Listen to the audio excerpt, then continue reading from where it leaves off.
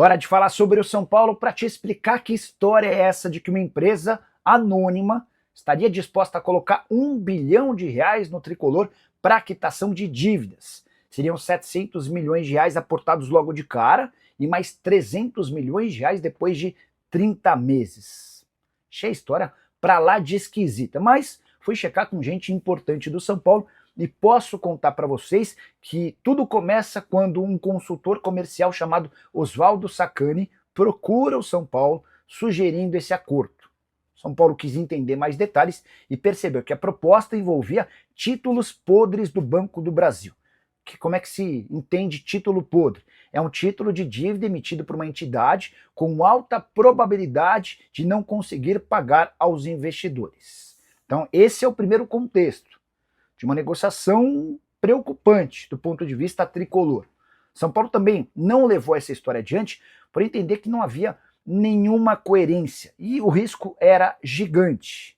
Quais seriam as contrapartidas? O que essa empresa ganharia? Enfim, São Paulo entendeu a ideia como uma grande furada e a descartou logo de cara. Foi por isso que o São Paulo investiu no FIDC, aquele fundo que já captou mais de 150 milhões de reais, e é também por isso que o São Paulo trabalha hoje com a ideia da consolidação de um fundo para a Cotia, que pretende captar 350 milhões de reais para contratar os principais atletas sub-20 do futebol na América do Sul. O que o tricolor imagina a partir dessa notícia de 1 bilhão?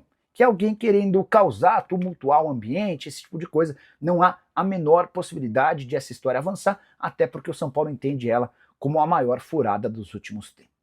Hora de falar sobre o São Paulo, que se complicou na Libertadores da América. E a contradição vem agora, o São Paulo não fez um jogo ruim contra a LDU na altitude de Quito na noite dessa quinta-feira. As principais chances do jogo foram do São Paulo, mas nos melhores momentos do São Paulo, no primeiro e no segundo tempo, o tricolor acabou levando gols em contra-ataques e também com falhas individuais e perdeu por 2-0, o que vai obrigar o São Paulo a vencer na próxima quinta-feira no Morumbi por 3 ou mais gols de diferença. Uma vitória por 2 gols leva a decisão para pênaltis.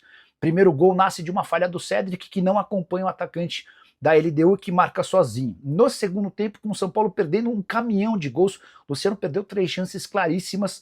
Do Ferrarese toca uma bola na fogueira para o Pablo Maia, que domina errado, perde a bola, e aí na sequência surge o segundo gol do time equatoriano. Com esse resultado, São Paulo perde uma invencibilidade de 17 partidas na Libertadores da América. Crespo segue sem vencer na competição desde que foi contratado. Ele havia empatado 2 vezes com o Atlético Nacional e perde esse jogo.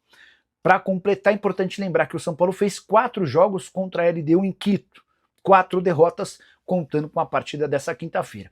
A boa notícia é que na volta, em 3 jogos contra a LDU, todos terminaram com vitória, mas São Paulo não consegue reverter um placar de 2-0 na ida em Libertadores da América desde 1993, quando perdeu para o News Old Boys por 2-0 e conseguiu a classificação.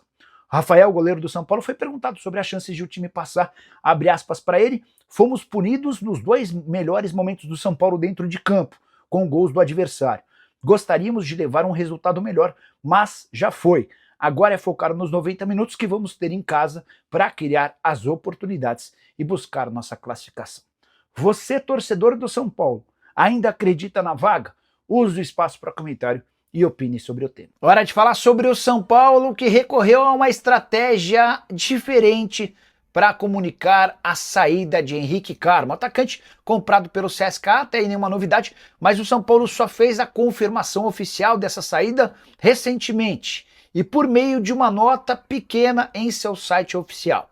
Qualquer comunicação importante como essa certamente renderia notícias também nas redes sociais do tricolor, mas por uma estratégia do departamento de futebol em associação à diretoria de comunicação, o São Paulo evitou qualquer menção à venda do Henrique Carmo nas redes sociais do clube. Se você entrar no Twitter, no Facebook, no Instagram, não vai ver absolutamente nada sobre o tema, até porque nos últimos tempos, Júlio Casares e Carlos Belmonte, o presidente e o diretor de futebol, têm sofrido enormes ataques diante da série de jogadores vendidos. São Paulo registrou somente na última janela as saídas de Henrique Carmo, Matheus Alves, Lucas Ferreira e Ângelo. O William Gomes já havia sido vendido no início do ano. todas as vendas consideradas por torcedores extremamente baixas. Diante desse cenário e com hashtags pedindo fora Júlio Casares e fora Carlos Belmonte, o São Paulo evitou dar ainda mais lenha nessa fogueira das redes sociais e fez o comunicado de forma bem discreta no site oficial do clube. Para completar sobre o São Paulo, registrar que Luiz Gustavo, 38 anos de idade, está praticamente liberado para voltar a treinar sem restrições. A partir de sábado ele se junta ao restante do elenco e trabalha normalmente, jogador que havia sofrido um problema, um tromboembolismo pulmonar no primeiro semestre e não joga desde 2 de abril.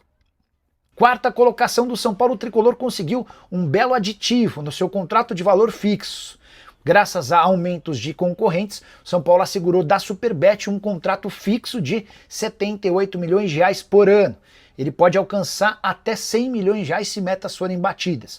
Outra coisa legal desse contrato do São Paulo com a Superbet, que só acaba no ano no centenário, o tricolor, a partir de 2027, se beneficia de aumentos dos seus concorrentes. São Paulo e Superbet fizeram um acordo que prevê um cálculo entre aquilo que vão faturar Flamengo, Corinthians e Palmeiras. E essa média é que vai estipular quanto o São Paulo passa a faturar da Superbet a partir de 2027. Com os contratos atuais, só para você ter uma ideia, São Paulo já saltaria em 2027 de 78 milhões de reais por ano para 127 milhões de reais. Mas, nesse momento, o acordo tricolor assegura 78 milhões de reais.